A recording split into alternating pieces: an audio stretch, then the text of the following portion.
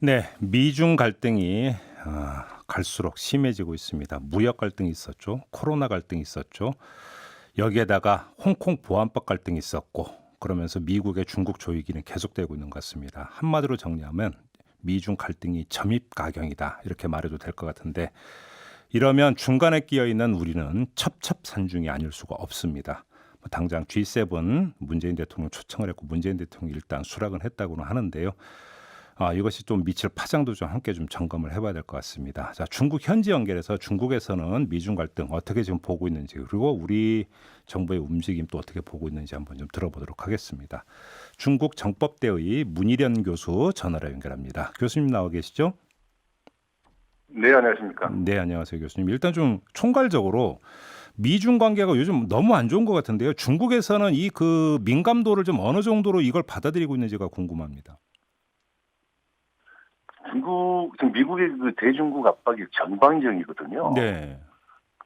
그러니까 중국을 압박할 수 있는 모든 카드를 다 지금 트럼프 대통령이 꺼내 들고 있다고 지금 중국은 보고 있기 때문에요. 이게 굉장히 큰 외교적인 위기라고 내부적인 규정을 하고 있습니다. 어허. 그래서 하여튼 신중하게 대응하되 총력적으로 대응한다는 게 내부 방침인 걸로 보이는데요. 예.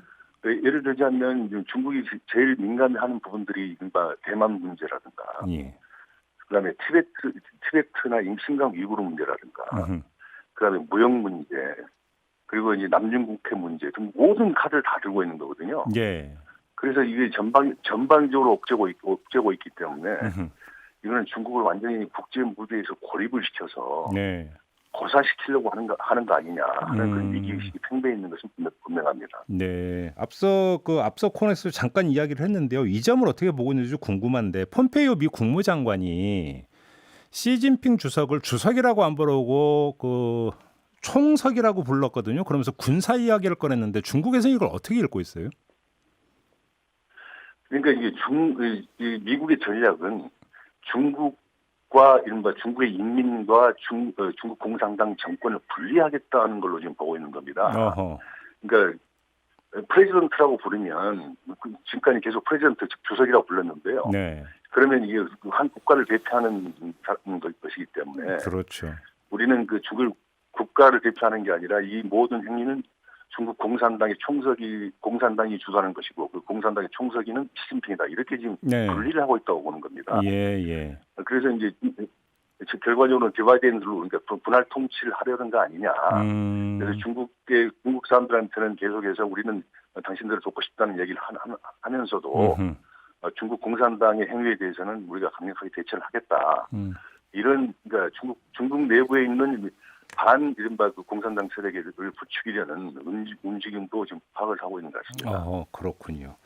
알겠습니다. 우리와 연결돼 있는 문제로만 좀 지금부터는 좀 국한을 해서 질문을 좀 드릴게요. 이제 트럼프 미 대통령이 G7 정상회의를 G11 내지 G12로 확대를 하고 여기에 우리의 문재인 대통령을 초청을 했고 문재인 대통령은 간밤 트럼프 대통령과의 통화에서 이걸 수락을 했는데요. 중국의 반응이 어떻게 네네. 나올지가 궁금합니다. 지금 중국은 공식적으로는 이에 대해서 입장을 발표를 하지 않고 있습니다. 네. 근데 이제 이 중국이 보고 있는 왜 한국을 가입시키려 하느냐 하는 그 부분에 대한 분석들이 여러 가지가 있는데요. 네. 우선 크게 보면 두 가지로 이렇게 나눕니다. 첫째는 이제 단기적인 측면에서 보면 한국이 이번에 코로나 대응하면서 아주 뛰어난 역량을 보여줬지 않습니까? 예, 예. 그래서 한국의 높아진 국제적인 그 지위를 상승을 인정을 하면서도 음흠. 특히 이제 우리가 코로나 사태 대처하는 과정에서 한중 간의 그 관계가 굉장히 밀접하게 되고 협력이 강화되는 추세에 있는 것이 분명합니다. 네, 네, 네. 그래서 이 한중 간의 그 이런 관계 개선에 쐐기를 박으려는 견제하려는 의도가 있다고 지금 단기적으로 보는 거고요. 아. 두 번째는 장기적으로 볼 때 한국을 G11 또는 G12에 끌어들이게 되면 음흠. 나중에 그 현재 중국이 주도를 하고 있는 RCEP, 그러니까 다시 말씀드리면 영내 포괄적 경제 협력 기구라고 있지 않습니까? 예, 예. 그 RCEP이라든가 아니면 한중일 자유무역지대 출범이라든가 음흠. 이른바 그 동아시아에서 중국이 중심이 되는 이른바 자유무역 체제가 태동되는 것을 아예 못하게 만들기 위해서 한국을 끌어들이는 거 아니냐. 장기적으로. 예. 이렇게 중국은 지금 보고 있는 것 같습니다. 아, 그래요. 그럼 일단 겉으로는 예민하게 반응하지 않을 거고 또 예민하게 반응할 수도 없죠. 우리 대통령이 미국 간다는데 중국이 이래라 저래라 할 수 있는 건 아니니까요. 하지만 속으로 이제 어떻게 대처할 것인가는 좀 다른 문제잖아요. 근데 이제 그 점에서는 조금 의견들이 엇갈리는데요. 예. 중국은 이제 이번 트럼프 대통령의 그 G7 확대 개편이 말은 쉽지만 현실적으로 어렵지 않겠느냐 이렇게 보고 있거든요. 아, 성사가 안 될 그러니까 거라고 왜냐하면 봅니까? 예. 성사가 안 될 거라고 보는 의견들이 많습니다. 왜냐하면 예. 첫 번째는 G7 국가들 내에서 이른바 지금 트럼프 대통령이 발표한 것처럼 중국 대응을 목표로 하는 특정 목적을 가지고 태동되는 그런 기구에 참여한다는 것 자체가 반대하는 반대 국가들이 있고요. 네. 특히 이제 그 유럽 내 일부 국가들은 미중 싸움에 괜히 자기들이 원치도 않는 싸움에 끌려 들어가서 자기들이 희생양이 될 수 있다고 보고 있기 때문에 일단 그런 거는 반대한다는 그런 기류가 있다. 그리고 이제 특히 이제 이 G7이라는 것은 회원국을 확대 개편, 가입시키거나 확대 개편하려 그러면 만장일치가 돼야 되는데, 러시아의 가입을 놓고 유럽에서 이미 지금 영국이랑 캐나다는 반대를 하고 있지 않습니까? 그래서 러시아에 가입하는 문제를 놓고 유럽 내에서 분명히 의견이 엇갈리기 때문에 이게 말은 쉬워도 실질적으로 성사되기는 어려울 것이다. 그렇지만 너무 중국이 먼저 나서서 지금 이게 가입하라 하지 말라든가 반대한다든가 이렇게 날을 세워놓으면 오히려 상대를 자극해서 안 될 것도 그냥 되게 만들어주는 거 아니냐. 그래서 나름대로 굉장히 자제를 하고 있고 지금 지켜보고 있는 그런 상황으로 지금 보고 있습니다. 지금 교수님 분석에 따르면 문재인 대통령이 오케이 한 건 립 서비스는 최대한 다 하는데 어차피 성사가 안 된다라고 한다면 별로 영향을 안 받는다 이런 판단도 깔려 있다고 해석을 할 수 있겠네요. 그러면 저는 그 부분도 상당 부분 고려를 하고 있는 거 아닌가 생각하고 있습니다. 그렇군요. 알겠습니다. 지금 사드 성주기지에 물자가 반입된 문제에 대해서 중국 안에서는 무슨 이야기가 나오고 있어요? 그 사드 문제에 대해서는 이제 중국이 굉장히 이제 절제를 하고 있는데요. 예. 모두에 말씀드린 것처럼 이 사드 문제도 결국 미국이 중국을 압박하는 한 수단으로 꺼내들고 있는 거 아닌가. 그래서 이 사드 문제를 제기를 시키는 걸로 지금 의도를 보고 있는 거고요. 그래서 중국이 미국을 비난을 하거든요. 이 사드 문제를 가지고. 네.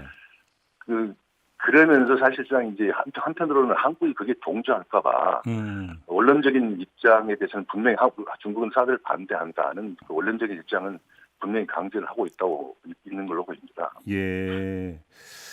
원래 우리 정부의 계획은 시진핑 중국 국가주석이 우리나라를 올해 방한을 하고 그러면 이 사드 문제 완전한 해결의 어떤 터닝 포인트로 삼고 결국 이걸 이제 끝내는 걸로 이렇게 이제 희망을 했었던 것 아니겠습니까? 혹시 우리 정부 이런 계획에 차질이 빚을 가능성은 어떻게 보세요? 우리 정부의 발표대로 이번엔 사드 부품 반입이 중국과 합의했던 이른바 사드 추가 배치가 아니고, 추가 배치가 아니고 예를 들어서 이게 이제 노후 장비 교체라는 그런 차원에서 이루어진 것이라 그러면, 사실상 이번에 이제 중국에서도 시진핑 주석이 지금 코로나 사태 이후에 지금 외국을 방문할 수 있는 나라가 한국이 제일 가장 유력한 나라로 꼽히고 있거든요. 그렇다고 그래서 이제 반드시 하반기에는 성사를 시키겠다는 것도 중국에서 이제 여러 군데에서 그런 노력을 하고 있는 게 포착이 되고 하고 있는데요. 그렇게 본다면 사실 사드로 가지고 이제 중국이 우리한테 제재했던 것 중에 남아 있는 게 한류 문제만 약간 좀 남아 있고, 그다음에 여행에서 단체 여행만 좀 아직 안 풀려 있지만 다른 건 거의 다 풀려 있는 상태입니다. 실질적으로. 그래서 이제 완벽하게 이제 사드로 인한 후유증은 극복했다는 그런 모습을 보여주고 싶어 하는 거죠. 그럼 그래서 저는 그러한 그런 흐름은 곧 하반기에 들어가면 더 강하게 나타날 나타나지 않겠느냐 저는 예. 그렇게 보고 있습니다. 제가 마지막 질문으로 한중 관계가 어떤가를 볼 수 있는 지금 바로미터가 시진핑 주석의 어떤 방안이 성사되느냐 안 되느냐 바로 이 문제 아닐까라고 여쭤볼까 했는데 지금 이미 답이 나온 것 같네요. 네네. 지금 중국 쪽에서 계속 이걸 추진을 하고 네. 있다는 말씀이신 거죠? 중국이 굉장히 적극적입니다. 그래요. 네네. 알겠습니다. 자, 말씀 여기까지 드릴게요. 고맙습니다, 교수님. 네, 감사합니다. 네, 지금까지 중국 정법대의 문희령 교수였습니다.